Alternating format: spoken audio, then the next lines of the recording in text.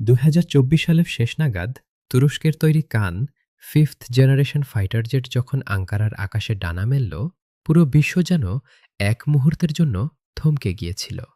যে দেশটি একসময় ঋণে ডুবেছিল, যাদের মুদ্রার মান নিয়ে খোদ ইউরোপ হাসাহাসি করত, তারা আজ পুরো মহাদেশের সবচেয়ে বড় ম্যানুফ্যাকচারিং হাব বা কলকারখানার প্রাণকেন্দ্রে পরিণত হয়েছে। ইস্তাম্বুলের প্রাচীন গ্র্যান্ড বাজার থেকে শুরু করে আঙ্কারার হাইটেক রোবোটিক ল্যাব, তুরস্ক এখন আর কেবল পর্যটন বা কাবাবের দেশ নয়, তুরস্ক এখন আগামীর গ্লোবাল প্লেয়ার। আজ আমি আপনাদের তুরস্কের সেই অবিশ্বাস্য পরিবর্তনের গল্প শোনাব, যা হয়তো আপনাদের ধারণাকে পুরোপুরি বদলে দিবে। ভিডিওর শেষে আমি তুরস্কের এমন একটা অন্ধকার দিক নিয়ে কথা বলবো, যা তাদের এই উন্নতির পথে বড় বাধা হতে পারে। তাই শেষ পর্যন্ত সাথে থাকুন, কারণ ২০২৬ সালের মধ্যে তারা এমন একটা কাজ করতে যাচ্ছে যা আগে কোনো মুসলিম দেশ করার সাহস দেখায়নি। ইউরোপ আর এশিয়ার মাঝখানে সংযোগ সেতু হয়ে দাঁড়িয়ে থাকা এই দেশটি গত ২ দশকে নিজেদের খোল নলচে বদলে ফেলেছে। কিন্তু প্রশ্ন হল, আকাশছোঁয়া মূল্যস্ফীতি আর মুদ্রার দাম অস্বাভাবিকভাবে পড়ে যাওয়ার পরও তুরস্ক কিভাবে এত উন্নত হল? ২০২৫ সালে দাঁড়িয়ে একজন সাধারণ তুর্কি নাগরিকের জীবন আসলে কেমন? আমরা আজ তুরস্কের সেই ম্যাজিক ফর্মুলা খুঁজে বের করার চেষ্টা করব। তুরস্কের অর্থনীতির আসল ইঞ্জিন হল তাদের ম্যানুফ্যাকচারিং বিপ্লব। তারা এখন ইউরোপের চীন হিসেবে পরিচিতি পাচ্ছে।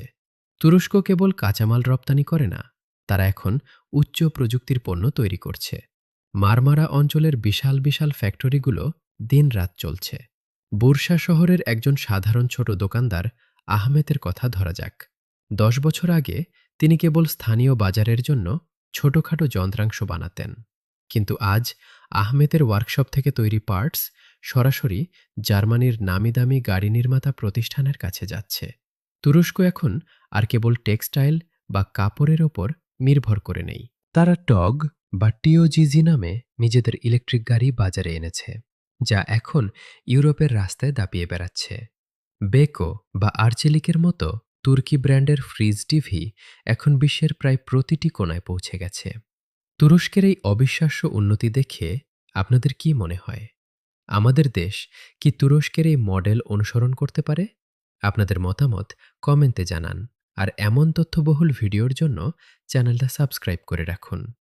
কিন্তু আসল মোড়টা শুরু হয় যখন তুরস্ক বুঝতে পারে যে অন্যের ওপর নির্ভর করে কখনো বিশ্বশক্তি হওয়া সম্ভব নয়।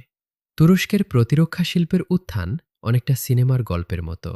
একসময় তারা আমেরিকার কাছ থেকে ড্রোন বা যুদ্ধবিমান কেনার জন্য বছরের পর বছর অপেক্ষা করত, কিন্তু আজ পরিস্থিতি উল্টো।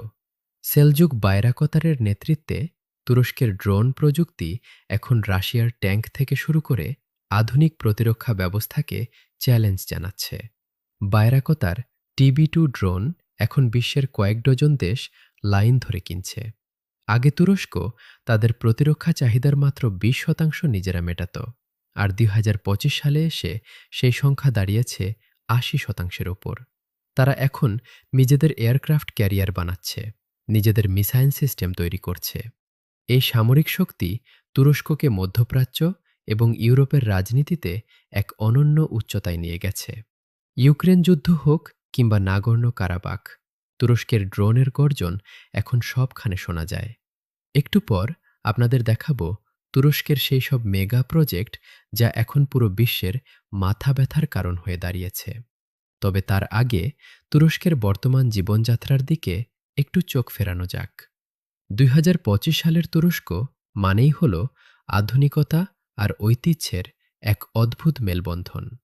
ইস্তাম্বুলের কোনো এক কাজঘেরা আকাশচুম্বী অট্টালিকার ভেতরে হয়তো একজন নারী হিজাব পরে অত্যাধুনিক সফটওয়্যার ইঞ্জিনিয়ারিংয়ের কাজ করছেন। আবার কাজ শেষে তিনি হয়তো পাশেই কোনো ক্যাফেতে বসে তুর্কি কফি খাচ্ছেন, যা কয়েকশো বছরের পুরনো রীতি। আঙ্কারা থেকে কোনিয়া যাওয়ার হাই স্পিড ট্রেনে বসে আপনি যখন জানালা দিয়ে তাকাবেন, দেখবেন মাইলের পর মাইল বিস্তৃত আধুনিক কৃষি খামার। তুরস্ক সফলভাবে দেখাতে পেরেছে যে ধর্ম পালন করেও কিভাবে আধুনিক বিশ্বের সাথে তাল মিলিয়ে চলা যায়। ইস্তাম্বুলের মেট্রো স্টেশনে ঢুকলে একদিকে যেমন কফির সুবাস পাওয়া যায়, তেমনি কানে আসে আজানের ধ্বনি। এই যে ভারসাম্য, এটাই তুর্কি সমাজকে এক সুতোয় গেঁথে রেখেছে। ইস্তাম্বুলের এই আধুনিক সৌন্দর্য কি আপনার ঘোরাঘুরির তালিকায় আছে?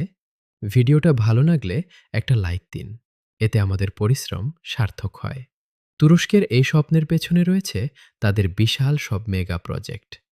ইস্তাম্বুল কানাল বা ইস্তাম্বুল খালের কাজ এখন দ্রুত গতিতে এগিয়ে চলছে, যা বসফরাস প্রণালীর বিকল্প হিসেবে কাজ করবে।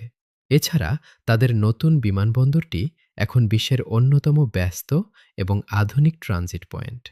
অ্যাকুয়েও নিউক্লিয়ার পাওয়ার প্ল্যান্টের মাধ্যমে তারা এখন পারমাণবিক শক্তির ক্লাবে ঢুকে পড়ছে।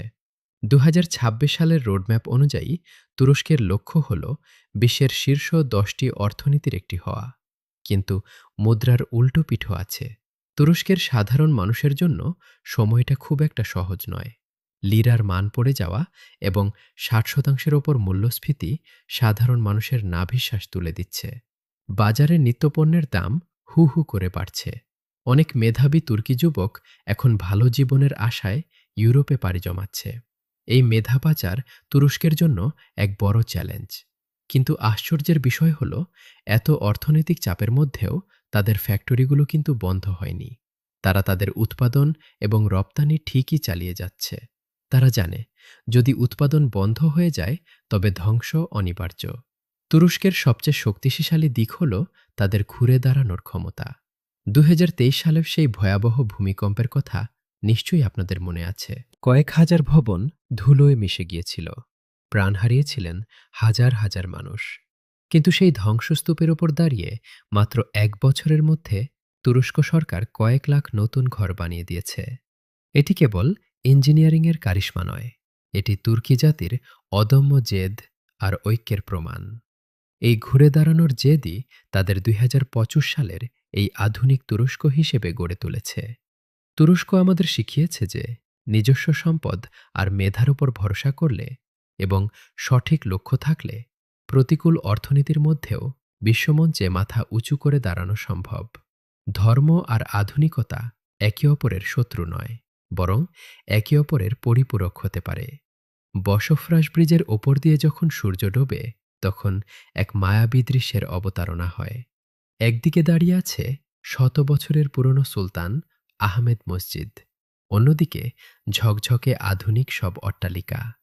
তুরস্ক কেবল একটি মানচিত্রের নাম নয়, এটি একটি পরীক্ষাগার, যেখানে প্রতিদিন পরীক্ষা চলছে যে একটি মুসলিম প্রধান দেশ কতটা আধুনিক আর শক্তিশালী হতে পারে। ২০২৬ সাল হয়তো আমাদের সেই চূড়ান্ত উত্তর দেবে যে তারা কি সত্যি বিশ্বমঞ্চের শীর্ষস্থান দখল করতে পারবে কিনা। এই অবিশ্বাস্য যাত্রায় তুরস্কের পরবর্তী পদক্ষেপগুলো দেখার জন্য পুরো বিশ্ব এখন মুখিয়ে আছে। বর্তমানের এই কঠিন অর্থনৈতিক বাস্তবতাকে জয় করে তারা যেভাবে এগিয়ে যাচ্ছে তা সত্যিই বিস্ময়কর। তুরস্কের এই উত্থান কেবল তাদের নিজেদের জন্য নয়, বরং উন্নয়নশীল দেশগুলোর জন্য এক বিশাল অনুপ্রেরণা। আগামীর দিনগুলোতে তুরস্কের প্রভাব বিশ্ব রাজনীতিতে আরও কতটা বাড়ে, সেটাই এখন দেখার বিষয়। আজকের মতো এখানেই বিদায় নিচ্ছি। দেখা হবে পরের ভিডিওতে।